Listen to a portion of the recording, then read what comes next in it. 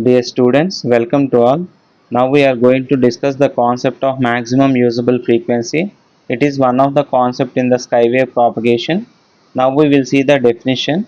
The maximum frequency reflected for a given distance is defined as maximum usable frequency, or MUF is the highest frequency of a wave which can be reflected back to the earth for some specific angle of incidence rather than vertical. If it is vertical, it is nothing but critical frequency. Rather than vertical, it is nothing but maximum usable frequency.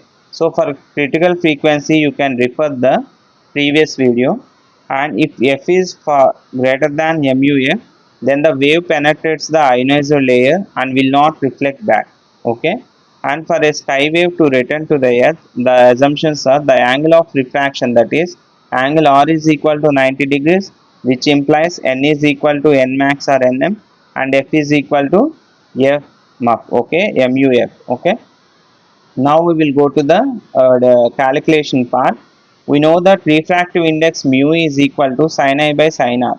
According to Snell's law, angle of incidence and angle of refraction at any given point is ratio of sin I by sin r. From the definition, angle of r is 90 degrees. Substitute in place of r 90. Then sin 90 1, sin I by 1, the equation is sin I. Therefore, the mu is equal to sin I. Okay, but mu is equal to square root of 1 minus 81n by f square. Substitute in place of mu sin I. Sin I is equal to square root of 1 minus 81nm by f square MUF. In place of n, substitute nm. Okay, as per condition. In place of f, substitute f square MUF. Next, by squaring on both sides, the equation becomes like this. From the previous video, from the critical frequency, 81 nm is equal to fc square. Okay, the equation becomes like this.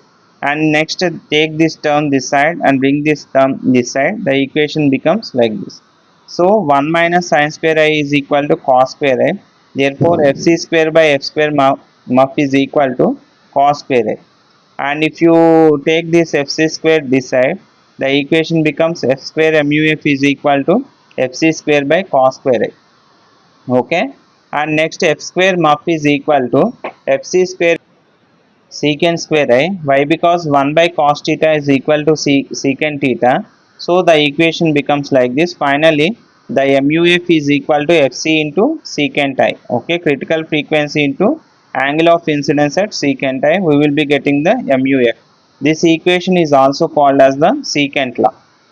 This shows MUF for a layer is greater than fc by a factor of secant I. From the equation, it is known as secant law, and it gives the maximum frequency which can be used for skywave communication for a given angle of incidence between the 2 points on the earth. Finally, you need to derive this equation, that is FMUF is equal to fc into secant I. So this equation we also call it as the secant law. Now we will see the one problem regarding this. If critical frequency fc is equal to 5 MHz and wave is incident at an angle of theta 60 degrees, so find the maximum usable frequency. MUF is equal to, the formula here is critical frequency into secant I. The critical frequency is 5 MHz and theta is 60 degrees. Secant 60 we will be getting 2. Finally, the MUF is at the 10 MHz. You may expect these type of problems in the GATE as well as UGC NET exams, and you can expect in your theory for 2 marks questions also. Okay, remember this formula, it will be very helpful, and hence this is about the concept of MUF. Thank you so much.